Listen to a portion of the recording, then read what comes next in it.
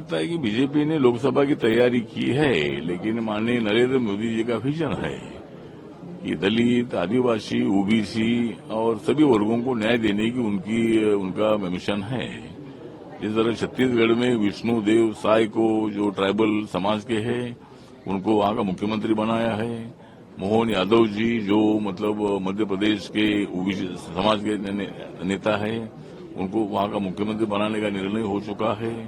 और अभी राजस्थान में भी एक बहुत ही अच्छा निर्णय माननीय नरेंद्र मोदी जी के द्वारा हो जाएगा। तो जो चुनाव की तैयारी तो हमने की है, 3 राज्यों में हमें सफलता मिलने से जो इंडिया के नाम से आगाड़ी चलाने वालों को एकदम उनको परेशानी पैदा हुई है कि 3 राज्यों में बीजेपी कैसे चुनकर आई है और अभी वो मतलब बैलेट पेपर की मांग कर रहे हैं। उनको मेरा सवाल है कि भाई बैलेट पेपर से ही कई सालों तक चुनाव चलता था, लेकिन कांग्रेस के जमाने में ही ये मशीन जो है, वोटिंग मशीन जो है वो अभी उनके कार्यकाल में आई है। अभी वो बोल रहे हैं कि भाई ये अभी बैलेट पेपर की आवश्यकता है। तो मुझे लगता है कि जैसे तेलंगाना में उनको मेजोरिटी मिली तो वहां बैलेट की आवश्यकता नहीं है, लेकिन बीजेपी अगर जीतती है तो उनको लगता है कि भाई वहां कोई घपला हुआ है, कोई ऐसा हुआ है, वैसा हुआ है।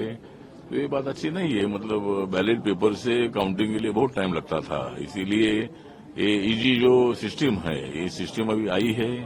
अगर बैलेट पेपर का भी निर्णय लेना है तो सब मिलकर ले सकते हैं, उसके लिए हमारा विरोध नहीं है।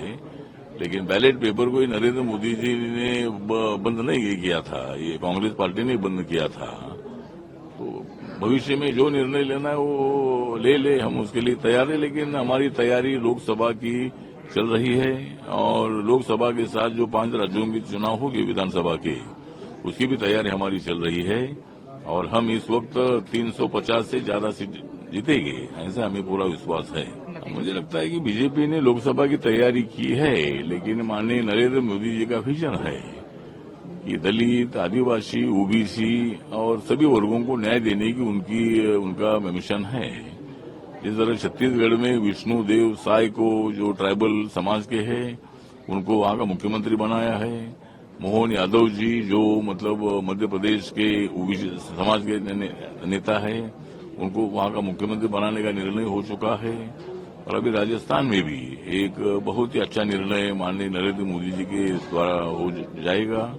तो जो चुनाव की तैयारी तो हमने की है, 3 राज्यों में हमें सफलता मिलने से जो इंडिया के नाम से आगाड़ी चलाने वालों को एकदम उनको परेशानी पैदा हुई है कि 3 राज्यों में बीजेपी कैसे चुनकर आई है और अभी वो मतलब बैलेट पेपर की मांग कर रहे हैं। उनको मेरा सवाल है कि भाई बैलेट पेपर से ही कई सालों तक चुनाव चलता था, लेकिन कांग्रेस के जमाने में ही ये मशीन जो है, वोटिंग मशीन